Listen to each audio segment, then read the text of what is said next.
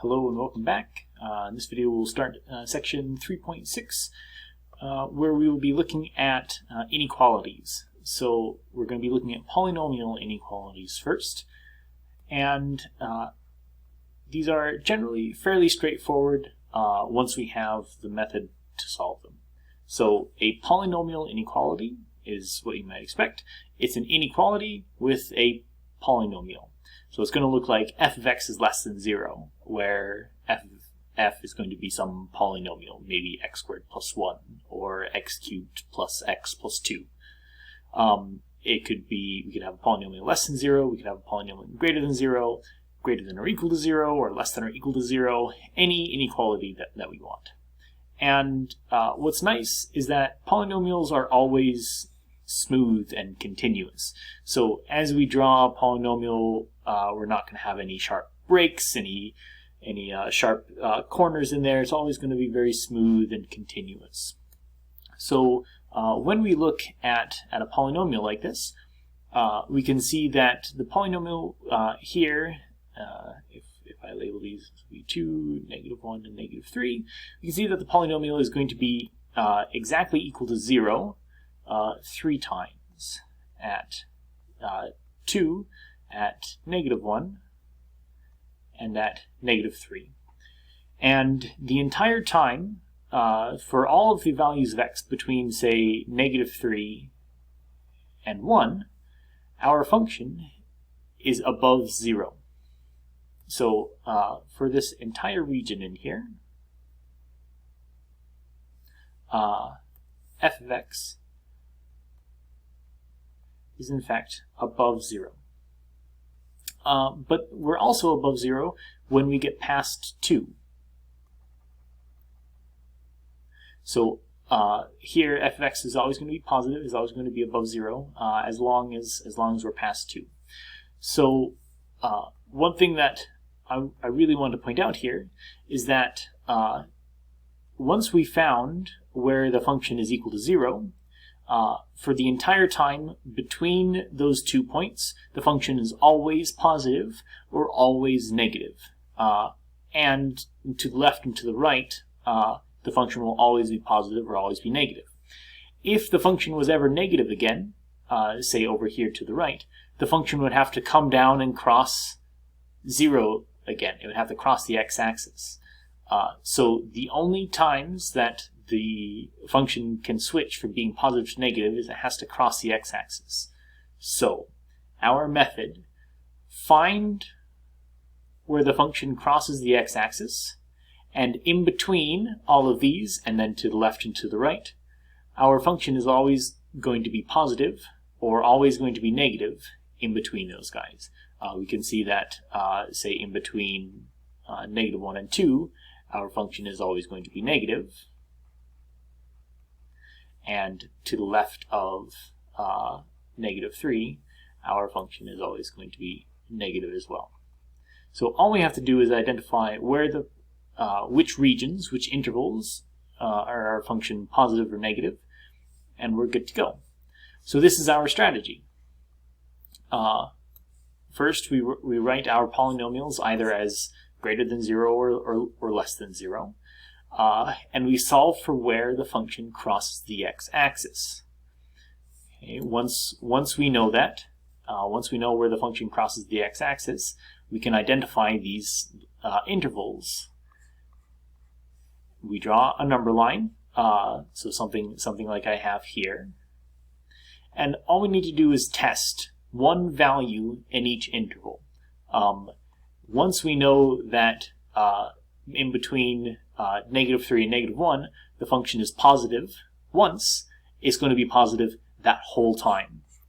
So all we'll do is we'll just plug in some value in between, sort of in each interval, and we'll know if it's positive in that interval or if it's negative.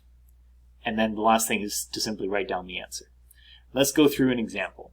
So this will be very helpful. Let's solve and graph the solution set for x squared minus x is greater than 20. So step 1, we want to get things in terms of being positive or negative. So I want to switch the 20 to the other side.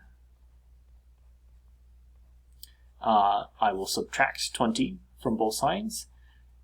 And what I'm looking for is when x squared minus x minus 20 is greater than 0. Okay, so that was the first step. The second step is to solve when is x squared minus x minus 20 equal to 0. Once we know where it equals 0, we can begin to identify where it's going to be positive and where it's going to be negative. So next, we want to solve x squared minus x minus 20 is equal to 0. This right here, this factors fairly nicely. If we write down this, I need two factors of 20 that add together to get negative 1. Well, I could take x minus 5 and x plus 4. Why? Minus 5 times 4 is 20. Minus 5 plus 4 is negative 1. So we have two solutions to this. Since we factored this down, one of these two expressions must be equal to 0. The only way that two numbers can multiply together to get 0 is when one of them is 0. X minus 5 is 0 when x is equal to 5, and x plus 4 is equal to 0 when x is negative 4. So those are our two solutions. So what we want to do, let me a better line. We want to graph this. So maybe here in the middle we have 0. Over to the right we'll have 5, and over here we'll have negative 4. So there's one point where my function is equal to 0, and there's the other point. So what I want to do is I want to test each of these regions. So what are the regions here? Well, we have a region here to the left. We have the region in between our two zeros, and then we have the region to the right. So we have three different regions. So let's break this down. We have the region to the left of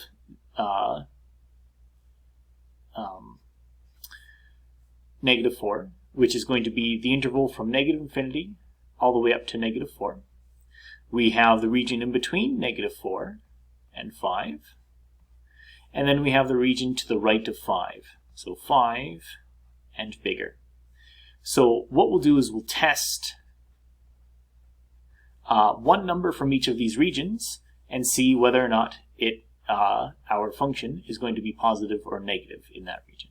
So in here, negative 5 is inside of here.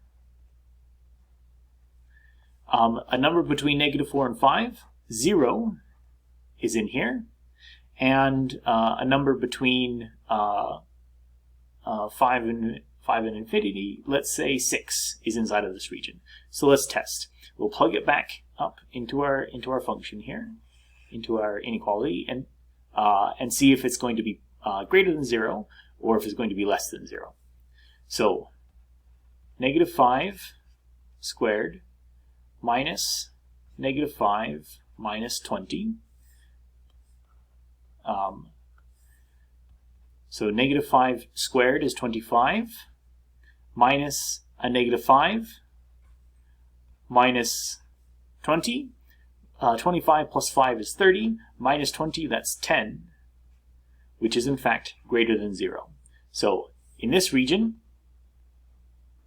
we are greater than 0.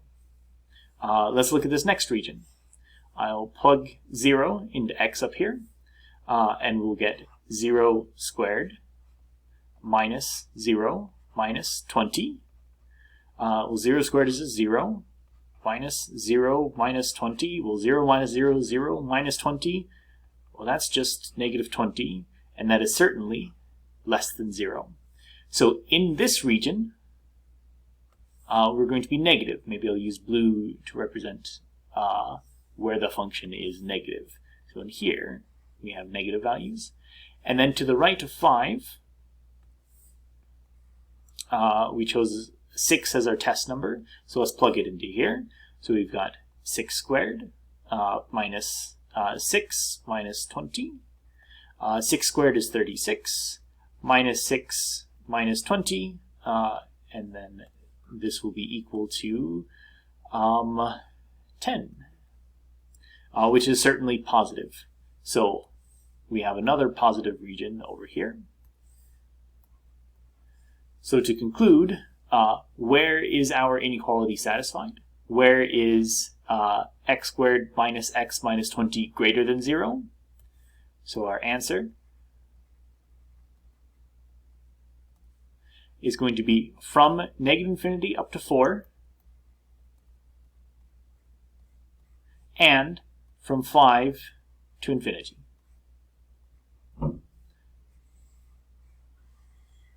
And there is our answer. Let's do another one. Let's solve and graph the solution set for x squared is less than or equal to negative 6 plus 1. So again, we want to write our inequality as either greater than or equal to or less than or equal to 0. It's easier when you have a 0 on one side. So if I add 6x to both sides, and then I add 1 to both sides, we get this.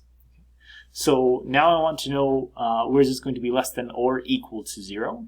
So because this can be or equal to, I'll have to do things a little bit differently in the very end, but we'll get to that in a second. Next, I want to solve when is this equal to 0. And this I don't think factors as nicely, so what I'm going to do is I'm just going to use the quadratic formula.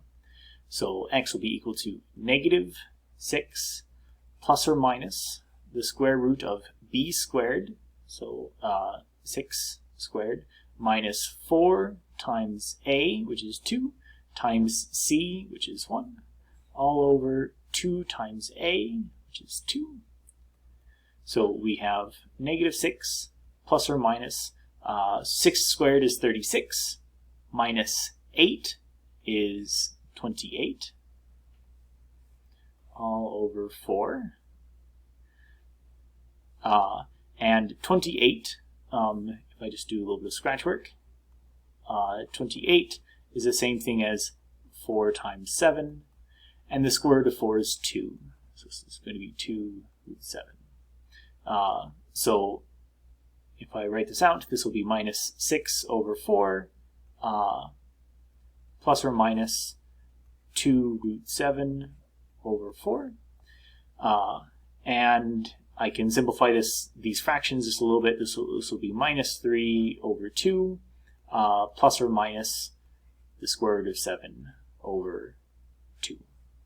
So let's draw our number line.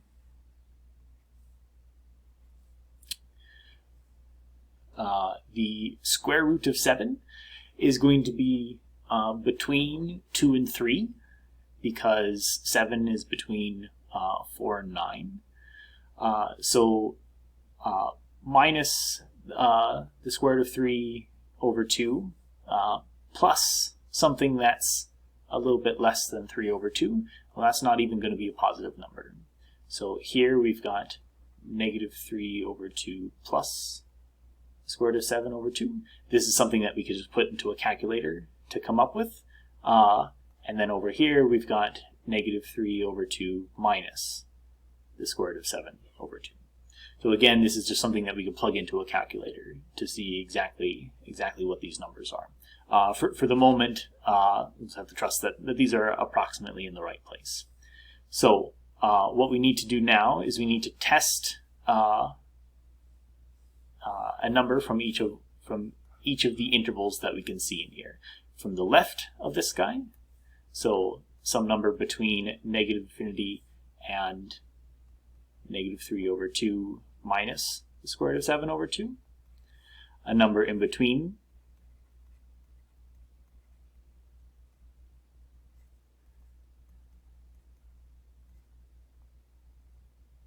oops,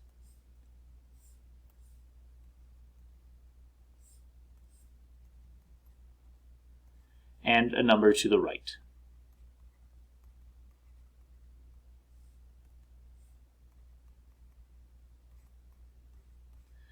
And I'll test these in the next video.